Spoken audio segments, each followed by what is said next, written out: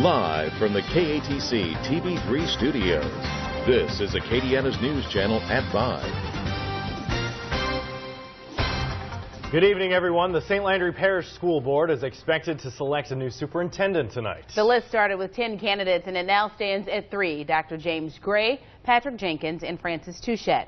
Brianna Malloy is in St. Landry Parish at the school board where a meeting is about to get started. Brianna, what should we expect? Well, Marcel, there's no clear leader in the race for superintendent tonight. All of the candidates have experience in Louisiana school systems, and they've all had successful tenures principals. But what we do know is that whoever is chosen tonight will have an important job ahead of them. St. Landry School Systems is rated well below the state average. Just in Opelousas alone, 5 of 6 elementary schools are at risk of state takeover. So there are high stakes in the decision tonight, not only for the candidates, but for the students that this will affect. Now, the meeting is still underway behind me, but I'll be back at 10 with all the details. Live in Opelousas, Brianna Malloy, KATC TV3. And happening tonight, the Lafayette Parish School Board will consider creating a temporary campus for Westside Elementary after water damage caused by the historic flood. Construction estimates show the earliest the school could be ready is January of 2018. The school board is set to vote on a proposal to move temporary buildings to Scott Middle School until work can be completed. The temporary campus is projected to cost $1.3 million. The board expects FEMA to pick up 90% of that cost. Well, tomorrow starts the final day of flood debris pickup in Youngsville. It's also the final day for debris pickup in Broussard. Residents can get rid of anything remaining from the flood, including household items and building materials. Micah Hatfield spoke to residents who say debris pickup is a symbol of recovery. Many of the residents I spoke to didn't know there was going to be another debris pickup in their area, but they were very pleased to hear that there was going to be. As you can see, there's still a lot of debris lining the streets, and residents say having that gone will make it feel more like home. When they did come and do the first initial trash pickup, just driving in after that and seeing the neighborhood look more like home and more like the Highland Ridge, you know, that we know and love. And with each pickup, their neighborhood looks more and more like home. Many are not back in their residences yet, some living in campers in their driveways while they work to get back their lives before the flood. For some, it could be until Christmas that they aren't able to live in their home, but it's the little things, like removing debris from the streets, that lets residents know that things will return to normal. Everybody's coming there, and although it's a process, we're slowly but surely getting there, you know, and for the morale and stuff, I mean, it was great for me. The final day of the final pickup in Broussard will be Thursday, October 6th. In Youngsville, the final pickup will begin on October 6th and run through Sunday, October 9th.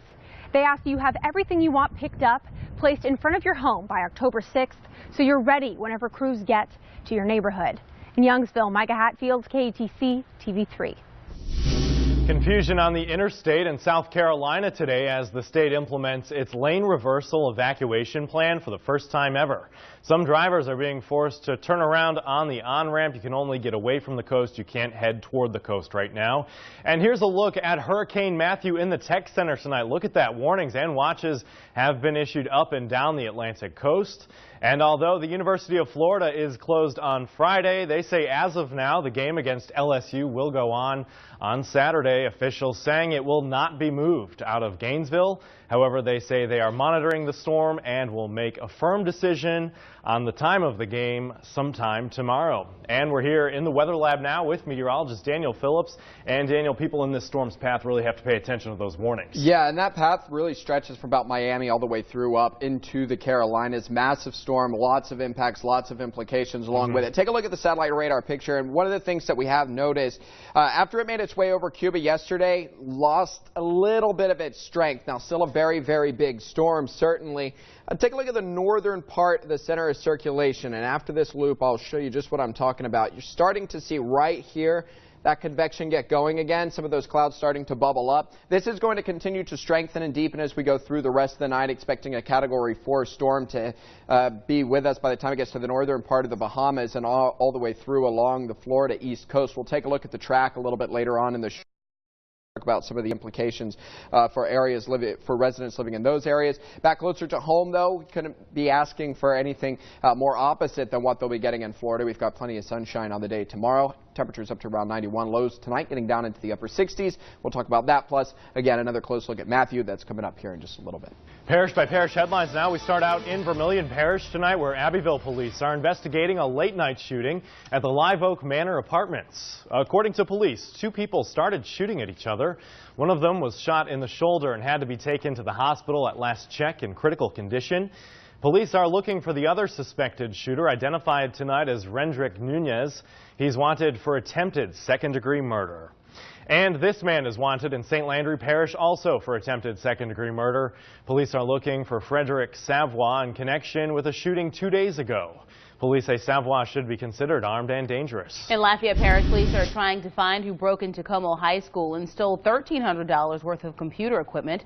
Police say 2 people were caught in surveillance video, both of them wearing hooded sweatshirts as they forced their way into a classroom. Call Crime Stoppers at 232-TIPS if you have any information. In Iberia Parish, candidates for mayor of New Iberia attended a forum today.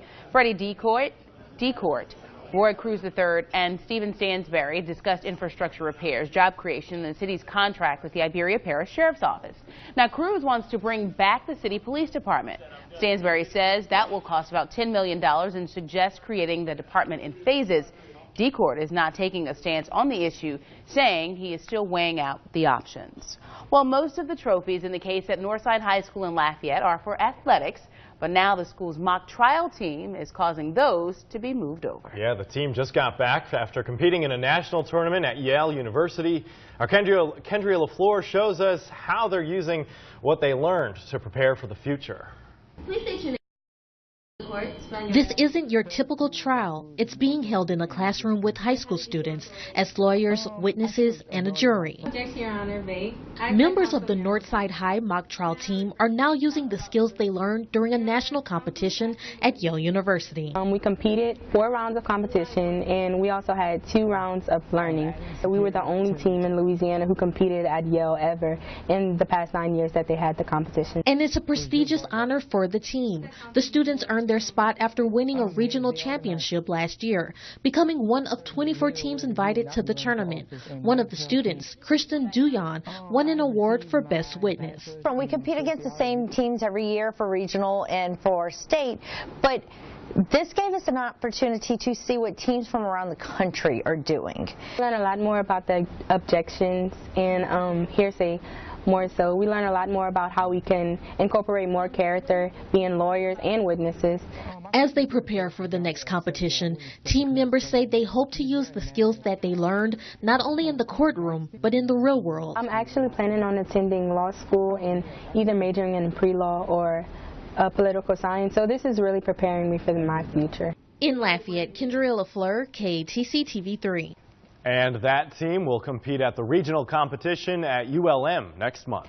This weekend, area children will take the stage on the UL campus performing the musical Hairspray. It starts tomorrow, but tonight is dress rehearsal for Christian Youth Theater. Our Scott Brazda is live from Angell Hall with more on this weekend's performances. Scott.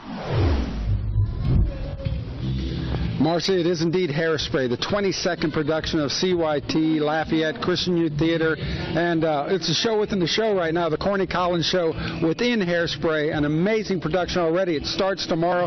Joining me now, Katie Guidry. Katie Guidry plays the role of Amber in Hairspray. And folks wanting to know, they're unfamiliar with Hairspray. What's Hairspray all about? Hairspray is overall about how even though we're all different, we all come from different backgrounds, we're all human, and we should all pretty much be treated the same. Yeah, it's a huge integration theme, you know, bridging the gap between races.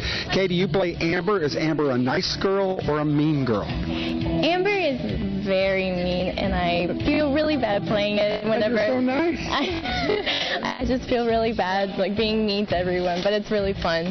Katie, for folks on the fence, and the shows are Thursday night, Friday night, 2 on Saturday, 1 on Sunday.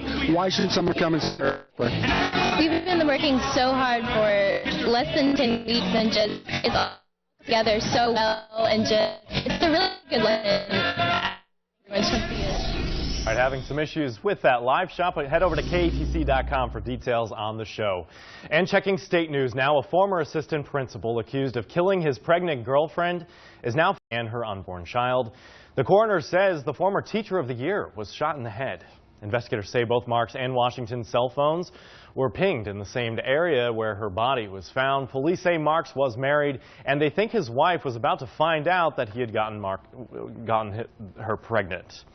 Mike the Tiger's cancer is spreading, and the LSU mascot is only expected to live for another month or two. Veterinarians at LSU announced the results of a CT scan and physical exam today, which showed a tumor in his skull is growing.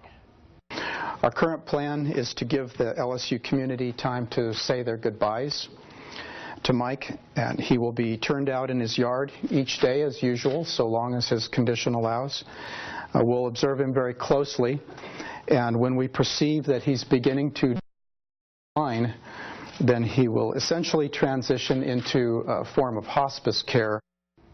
A federal judge is temporarily blocking a state law that requires exotic dancers to be at least 21 years old before performing in a strip club. 3 anonymous women filed suit to stop the law from going into effect. Backers say the law will help them fight human trafficking, but the women argue it violates their freedom of speech and also their ability to earn money.